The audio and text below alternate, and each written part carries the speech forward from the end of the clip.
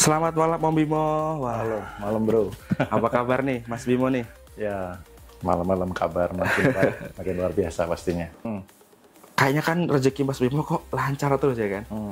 Ada nggak sih amalan atau rahasia rasanya Om Bimo nih supaya rezeki atau uang itu nggak habis-habis Om? Kalau ada coba deh Om, kasih bocoran deh. Ya, jadi sebenarnya saya seperti ini bukan bawaan lahir ya. Artinya dulu juga pernah di posisi yang nggak beruntung gitu. Yang membuat itu adalah isi kepala sebenarnya, bro. Karena kan Tuhan sesuai dengan persangkaan hambanya kan. Ah iya benar. Gitu. Contoh misal nih, sederhana aja. Teman-teman boleh nanti cerita nih di komentar bagaimana. Atau mungkin Bro Rendra juga pernah ngalamin. Iya. Ketika mau mengeluarkan uang. Iya.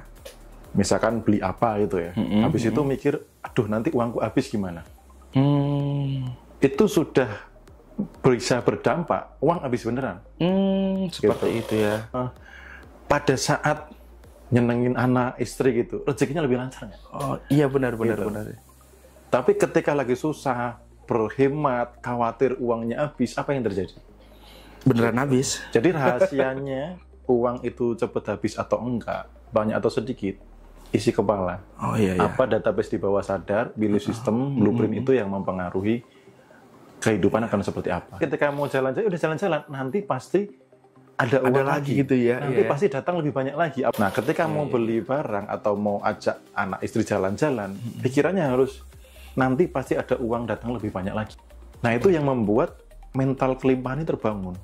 Bahwa aku ini berlebih, aku ini ada gitu loh. Beda dengan orang yang setiap hari fokusnya kekurangan. Gitu ya. Nanti cicilan lagi. Padahal saat itu saya juga ada cicilan 10 juta per bulan, Nggak kerja, bro. Coba. 10 juta per bulan, nggak kerja. Punya anak. Iya benar. Kan? Itu, jadi ada memang kekurangan. Tapi coba geser fokusnya yang ada, yang berlimpah. Saya tuh heran sama Mas Bimo ya. Mas Bimo tuh kayaknya tuh hidupnya santai-santai. Main-main sama teman-temannya, di-uploadin gitu. Itu rezekinya kok lancar terus ya. Padahal banyak loh Om, orang yang kerja keras, banting tulang, banting tenaga, semuanya dibanting-banting, tapi masih aja hidupnya sulit. Kenapa sih Om? Ada orang yang udah kerja keras, tapi hidupnya kok masih sulit, susah kaya itu. Menurut Om Bimo, kenapa itu Om? Oke, jadi gini.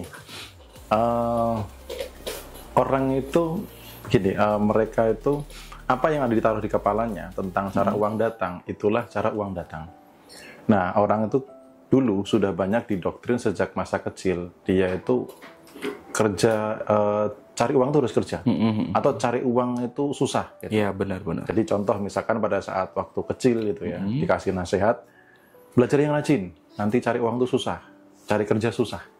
Akhirnya apa? Mereka terdoktrin di bawah sadarnya sejak kecil bahwa nanti itu akan cari kerja susah, kemudian cari uang susah. Ini dulu yang melatar belakangi. Jadi akhirnya ketika itu pun saya dulu juga mengalami kerja sekitar 8 tahun lebih.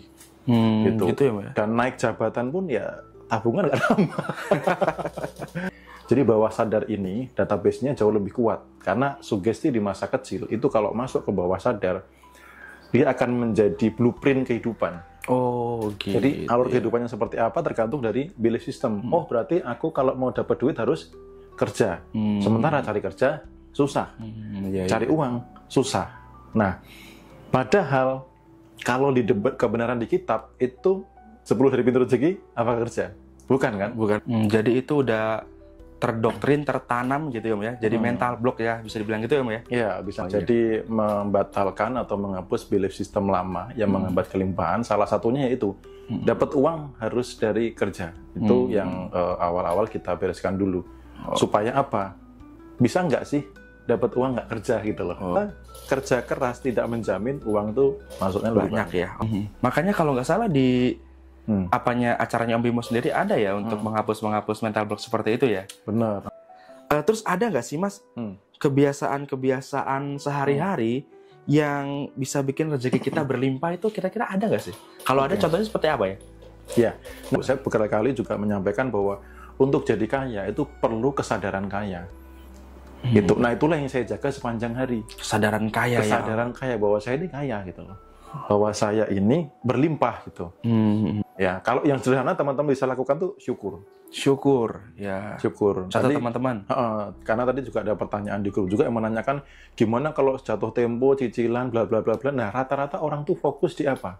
Kekurangan. Kekurangan ya.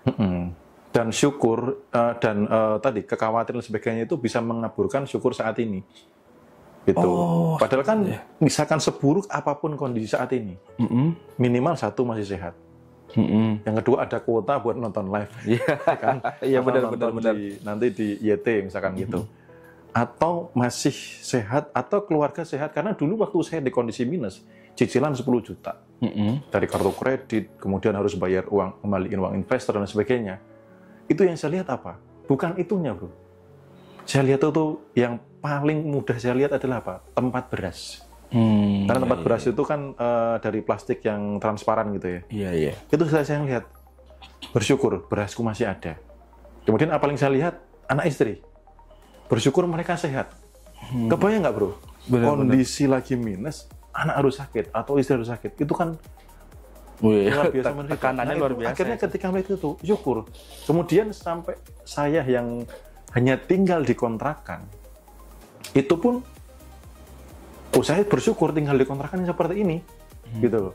Saya nyaman, kemudian tidak terganggu dan lain sebagainya gitu. Jadi apa yang bisa saya lihat, termasuk benda atau kejadian itu aku apresiasi gitu loh. Jadi apresiasi, disyukuri. Nah, banyak orang itu terjebak di level faktanya, di level yang kelihatan.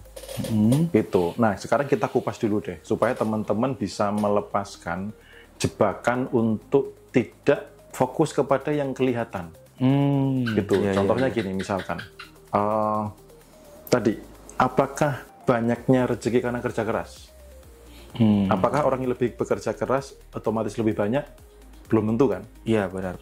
Kemudian, apakah yang pendidikannya lebih tinggi selalu lebih banyak? Tidak juga, belum tentu juga. Yes. Apakah yang warisannya banyak otomatis rezekinya akan lancar? Belum tentu juga.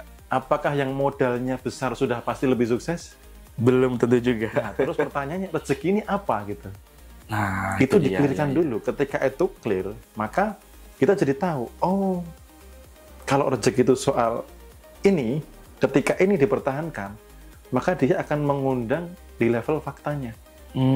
Karena kan sudah berusaha keras, nggak kaya-kaya, harusnya ganti cara dong. Benar. Gitu. Sudah menggunakan modal yang besar, misalkan sampai pinjam ke bank dan sebagainya, nggak kaya-kaya, harus ganti cara dong. Artinya bukan di level yang kelihatan. Nah, artinya ketika contoh, misal ada teman gitu ya, ketemu teman atau ngumpul sama teman, saya harus buru-buru yang traktir duluan. Supaya apa? Belief tadi, sadar kayanya berlimpah gitu. Kemudian mulai juga menghadiahi diri. Dulu saya belum berani seperti sekarang. Misalkan beli jam tangan yang agak lumayan atau beli baju atau apa, dulu nggak berani. Tapi sekarang mulai ketika diri kayak minta dimanjakan atau minta self reward, dihadiahi, itu dijaga gitu. Kemudian berbagi. Nah, itu yang kadang orang itu terjebak di dapat uang itu harus kerja. Kalau mau uangnya lebih banyak, harus kerja keras. Gitu. Jadi kalau untuk punya uang banyak, mereka harus menggadaikan waktu, tenaga, pikiran, kesehatan gitu. Sehingga kalau nggak kerja keras, uangnya nggak bisa banyak. Gitu. Jadi kembali ke tadi ya, yang garis besarnya Tuhan sesuai prasangka hambanya, gitu ya, Mas ya. Itu kan juga termasuk yang di kepala. Makanya kalau hidup sekarang belum ideal sesuai dengan apa yang diimpikan, bongkar isi kepalanya. Nah, itu dia guys.